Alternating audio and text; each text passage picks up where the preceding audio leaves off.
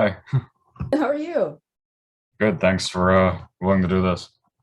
Yeah, sure. No, I'm honored. So I can just start from the beginning then and ask how you professionally got into acting. Well, I was actually an animation student, and I was also interested in voiceovers, and I had been interested in acting, and there were a few different things I was interested in um, as a young person. I used to kind of draw a lot, and came from a background with artist parents and a lot of people in the arts in my family. Jumping to the voiceover, I'll just say, I guess that a lot of people who end up being voice actors um, or have that as part of their acting repertoire say that they started like playing with a tape recorder when they were young. And when I asked my parents for a tape recorder when I was 10 years old, and so that I could do skits and play with the different voices that I thought I could do. So that was my first interest in doing vocal characterizations of lots of characters. Then that jumped ahead, and I was an animation student, and because that seemed like the perfect combination of my interest in film and in art. I realized that I was in animation school, and um, um, a summer animation, international animation program for continuing the drawing stuff, and being an animator and that kind of thing. And I realized with regarding to getting a voiceover demo that I listened to a whole bunch and of professional ones. I went to a recording studio and I got to hear what actual voiceover demos were like. And that was completely eye-opening. And I knew it had to be done professionally. So I heard the professional demos, and then I guess I must have gone somewhere to make the voice demo. Also, I was working in advertising, and different ad agencies had sound studios at their at the agency. And so there was one guy where I was freelancing, and he would make demos for me.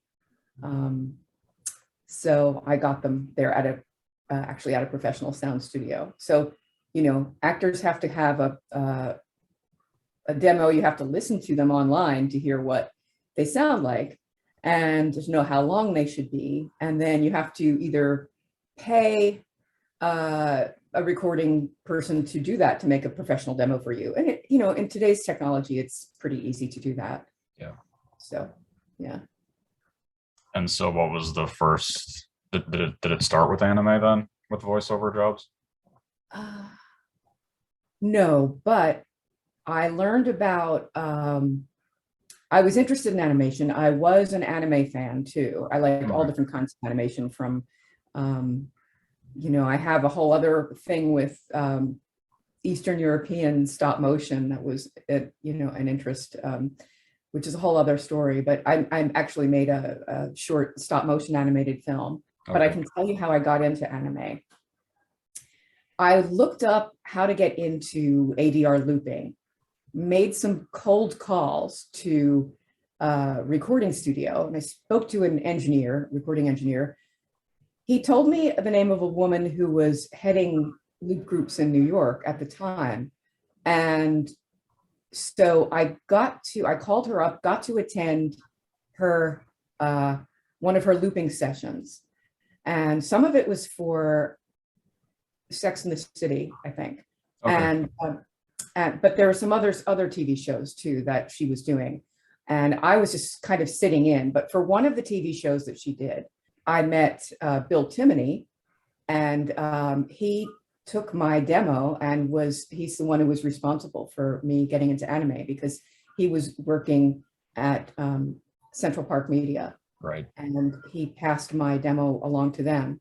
So What was yeah, the first do you remember what your first role was then in anime? it was Ayane's High Kick. Yep. And it's very fun, and short little anime there, like 3 episodes. That's a quick binge. Hmm. The person who cast me in that was very apologetic that he forgot to credit me in the actual list of Oh, credits. So, but it ended up being at least, on IMDb. So What about with yeah, you got to be in one of the Slayer series. yeah, Slayer's next. Mimi and Nene, the twins, Yep. Valley Girl twins, really fun. That was, really fun. I was really happy to get to do that. What about with it was cool that you had it as part of your reel with the jewel hunter lime. That's yeah. Had you actually heard of like Jewel Bem Hunter Lime and Ayane Sidekick before? Yeah. Wow. You're an encyclopedia of anime. It's amazing. Thank you. So I guess would a first really big part would be Juri and Utena. Yeah. And the cool thing about Revolutionary Girl Utina was that I really was like all over the place with getting to play a lot of roles in that show, in that Right. series. And so, I mean, starting off with some of the early episodes, I am also the guidance counselor. She's this really funny lady with glasses a little bit more pointy than these. So played the voice over the PA announce system there, which was the Miss Utina Tenjo, please report to the student guidance office. you may remember that. I always remember that because I was like, I think on the actual session, I saw that there were these extra fun little roles. And I think I just started doing it and saying it. And they're like, oh, okay, we'll use you for that. Oh, okay. So I think it was something like that. Just kind of like seeing an opportunity. And also one of the Shadow Girls, I don't remember Shadow Girl A or B. And then in the Utina movie, I think it was F or something like that. I can't remember the numbers. The letters. I can't remember the letters. Yeah. But yeah, the Shadow girls, one of them in each, and a bunch of episodes. That's an interesting kind of vocal thing to do. Okay, and Juri, you were saying, yeah. So Juri was really interesting character, kind of dark temperament, conflicted. It's interesting because she was a teenage lesbian, and you really, it was quite a groundbreaking series because I think that's kind of a rare thing, and definitely in this country. Yeah. Although I think maybe in Japan much less so, because there's so much gender bending that I'm assuming that maybe it wasn't quite as new. There's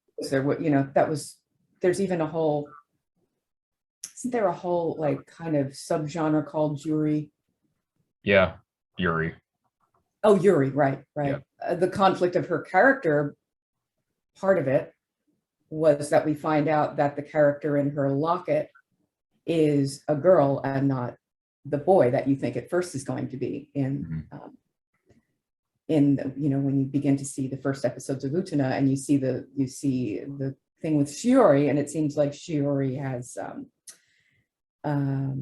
stolen the boy that Juri likes, is the way it's kind of set up. And then spoilers. I just made this kind of like an real animation visual reel, kind of like you could say retrospective up to date. Yeah. Of that's on my Facebook actor page. So if anybody can go there and like the page and see this reel, then you'll see like the highlights of what I've done up to this point. And I recorded. I did have that really intense scene with Juri and Ruka, which I had kind of forgotten about, and yeah. And could you personally relate to anything with Juri? At the time, I guess I felt a little bit some things of relating to her general I don't know, frustration with getting something that she wanted, but that's about. I can't really recall too much what I was feeling at the time. Okay. Yeah. And was there any difference with you that you in playing her character in the movie in comparison to the TV series, or? Well, I really prefer I really prefer my acting as Juri in the series. Right. I personally I don't, but I think the movie is amazing visually. Right. And it's a fun, interesting animation feat of a film. It's really great visually.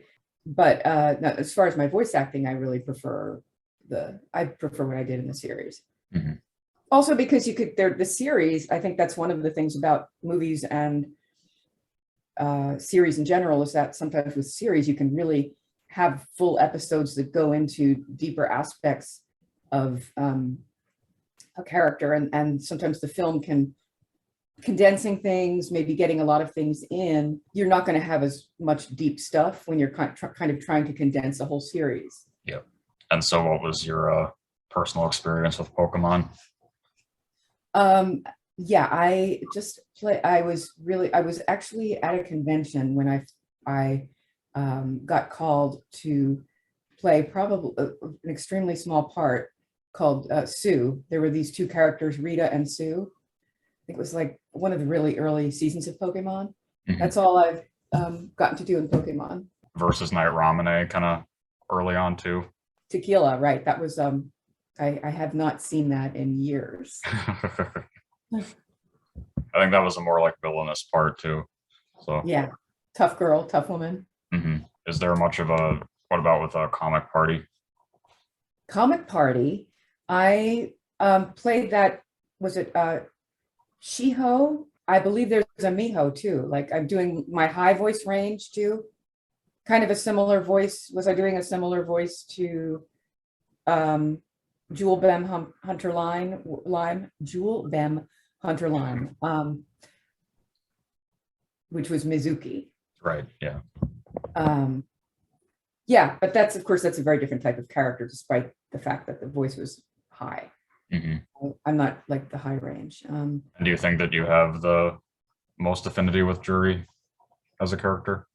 Yeah, I was so glad that, well, because it was the longest running hmm anime that I got to work on it, and the most deep kind of anime role. But then also Keiko in Revolutionary Girl Utena was, I had some really good, really, there's like one scene or one or two episodes with Keiko, Yeah. which also I really got to explore, that character. So Well, I know, of course, your other really big anime role is Komaki. that's really also really fun. What about with her? Do you think you can relate to anything about her? Yeah, there are some things that you could say personally, especially in the dramatic scene that I believe it's with her brother. Yeah, it's her brother, Komaki, and her brother. So I won't get personal with that, but it's but yeah, I mean, yeah, that's it's you don't necessarily have, with anime voice acting, it can be like a vague feeling. You can also sort of, when you get used to it, you're kind of just you don't have to be method with it. You really don't. We don't have much of a chance to see and know what you're doing in advance. So it's basically just having that facility to work with your voice and act through it, and kind of also a little bit even like acting and directing at the same time. So then, I guess would the most recent anime that you worked on would be Kujibiki then? Yeah, that's technically anime, right? Yeah.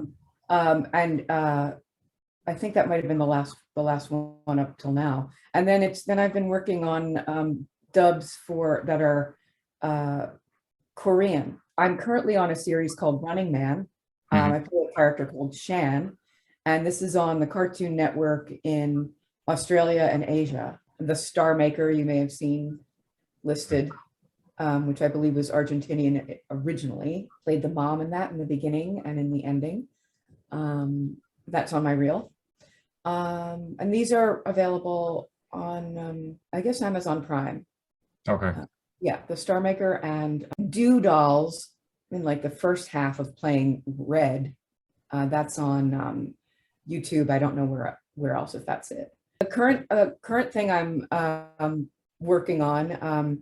We actually pretty much recorded all of the episodes of Under Dead Water, which is a spin-off audio drama of a horror podcast, a horror sci-fi audio drama podcast called Mandible Judy. I'm only in one episode of Mandible Judy, but the director creator, Chris Burke, decided to make a spin-off with my character Amanda Walston, which she's a Hollywood actress who has a paranormal experience while filming possibly a horror movie, something like that. I'm definitely one of the stars, or of Under Dead Water, which is the spinoff, and my character becomes intent on finding out what is the basis for this experience, which is this,